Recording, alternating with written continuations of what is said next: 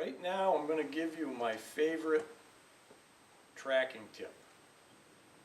This tip's probably, talking to people over the years, it's probably been responsible for quite a few bucks killed that maybe otherwise wouldn't have been.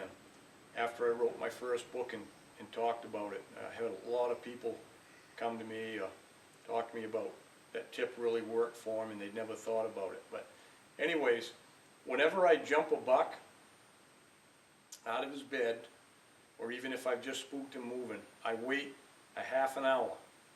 Usually I call it my sandwich break. So I'll wait a half an hour before I get on his track again, because the first thing a buck does when he gets spooked is he's going to run off and get out of sight, or maybe put a little distance, usually not very far, maybe only 100 yards, maybe 500 yards, but not very far, and then he's going to stop and he's going to turn around and he's going to wait to see if something's after him.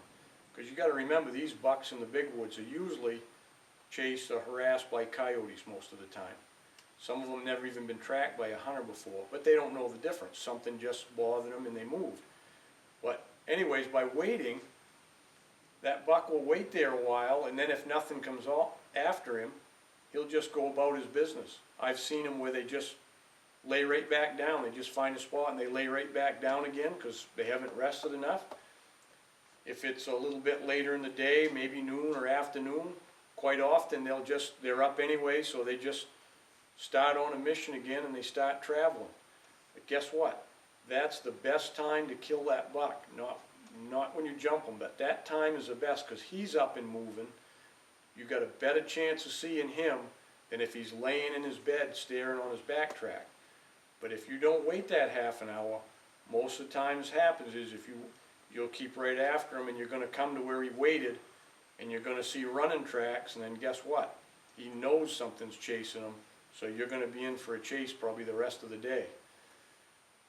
The only flip side to that is and nothing. I tell people in deer hunting, nothing's 100%, but I think about 1 in 10 bucks seems to be that it doesn't really work on, because they call them runners. When you jump them, they do never stop. They might run for a mile before they ever stop, so the half-hour wait might not work that time. But guess what? If it's only 10% of the time, I'm still going to wait a half an hour. And again, I only do it the first time I jump them.